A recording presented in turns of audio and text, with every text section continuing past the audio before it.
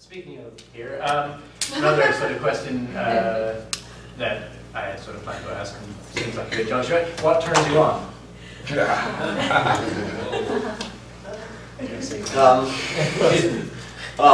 Fearlessness. Fearlessness turns me on. I just love it. I love it. I love Thelonious Monk. I love it. He was such a crazy man. I just fucking love him. And he said, I don't play the wrong note, I just justify the next one. And I'm like, wow. So fearlessness, Picasso, fearlessness, Amelia Earhart, fearlessness. Anybody that's going to go, Yoko Ono, fearlessness. You know, going, I don't give a shit about anybody that can come up on stage and be connected to somebody. Connected, that turns me on. Anybody that can talk to me and listen to me. Listening turns me on. It's that idea of, do you hear me? Do you hear me? Are you waiting for me not to talk so that you can tell me how interesting you are? When you walk away from me, I'm just bored. I go to the Y in Hollywood, and these guys are watching they're watching sports, and I'm listening and saying, yeah, I was on the 14-hour. Like, can you believe it? No, it's a game. What a great game. It was a great game. Oh, you're wrong. And they walk away, and I'm thinking, those guys they don't meet each other. There was no relationship there. They just spewed facts. 9, 14, 6 pounds. See you later. You know what I mean? There's nothing going on there. And it pisses me off. It's like, you are living in a world. Be mindful. We talked about it. Be present. Be mindful. Don't be a fucking douchebag. I think that's a We're working on a definition of it earlier. Yeah, douchebag, one of the definitions is if your car is loud. Not douchebag. Yeah, not the music. No. If your car is, your mode of transportation is not a helicopter or an airplane, is louder than it needs to be. Yeah, we're talking about souping up a helicopter because you're a douchebag. But, yeah. So that turns me on. Fearlessness turns me on. And somebody that is always, I'm watching them on stage and I'm going, I didn't expect that. They went there, they heard that, they were present to that, they were present to that, they were mindful of that, they were present to that. And green eyes and blue eyes. And smiles.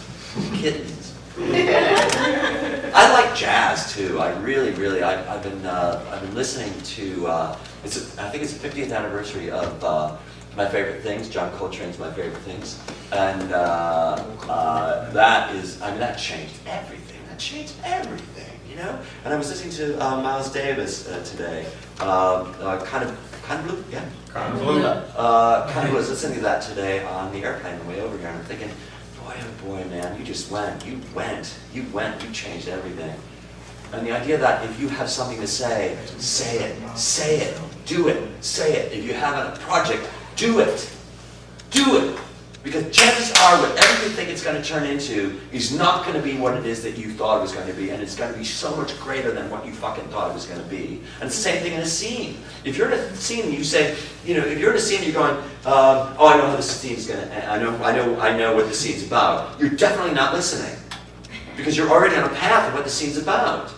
Why should I be there?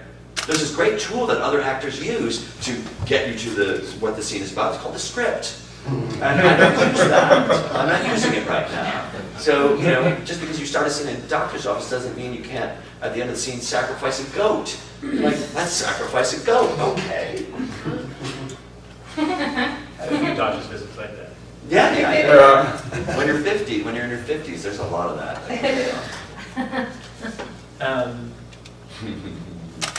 All right, so... Sorry, just on my last doctor's. I was going to ask what things turn you off, but it sounds like we kind of... I think we nailed it. We nailed it. So, all that is not that. All that is not that. Yeah. All right. So okay. Imagine there's a heaven. Yes. And when you die, you go there. Yes. And you have the pearly gates or the old booths of shame or whatever they have up there. And there's the obligatory guardian, and he, she, or it asks you.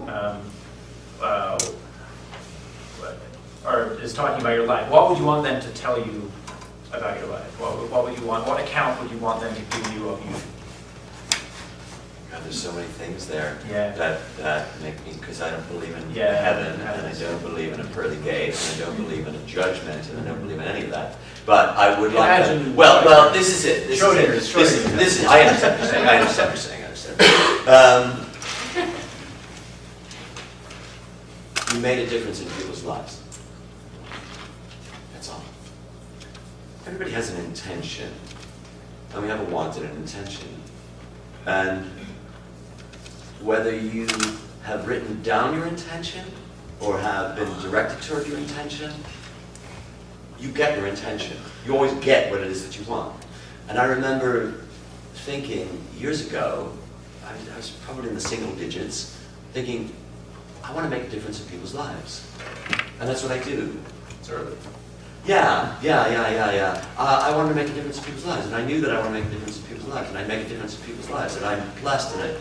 And then the letters that I get, the emails that I get, letters, who gets letters? The emails that I get, the things that people say, just are humbling. And one of the great things that I realized this year is, this year and the past couple of years, is the idea of replacing ambition with gratefulness. Think about that. Replacing ambition with gratefulness. The idea of wanting what it is that you have. And it goes back to, and I get choked up about it, it goes back to being an improv scene and being grateful for what you have. And placing ambition with gratefulness.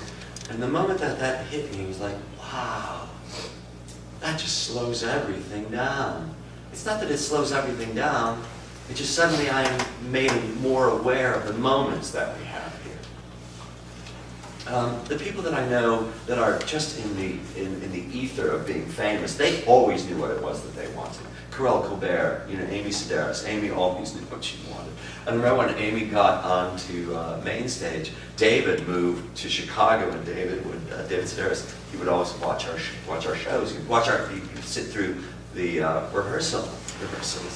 And those two guys would just talk about the projects that they were doing, like these ridiculous projects. They would have plays on the beach, and they would just dress up in fat costumes or like their mom, and it was like, they could stick with people. And I think Amy turned down Saturday Night Live because it wasn't what it was that she wanted. And again, it goes back to, what is it that you want? And I bet she's really happy. I don't talk to her anymore because not that there's bad blood. It's just like we all went these separate ways, So I want to make a difference. I don't want to. I do. I do make a difference in people's lives, and people make a difference in my life too. And I'm never too egotistical to go, I'm this person, and every once in a while I go, and then I get slapped down, and going, come on, man, we're all one. Yeah, right.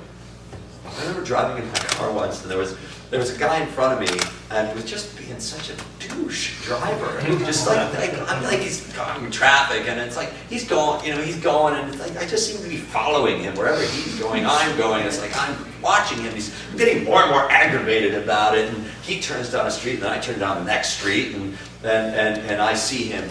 I park, and I see him park, and he gets out of the car, and he's a student of mine, who I love. So it's that idea of, what are you holding on to? What are you holding on to? And what can you let go of? And I say let go of it all. Let go of it all. Do what you want to do. And when you want to start now. People are waiting for an epiphany. And an epiphany isn't big skywriting things. An epiphany is that thing, that little thing. If you want an epiphany, you've had it. Because you've wanted it. And you go, oh yeah, I wanted it, which means that you want to make a change.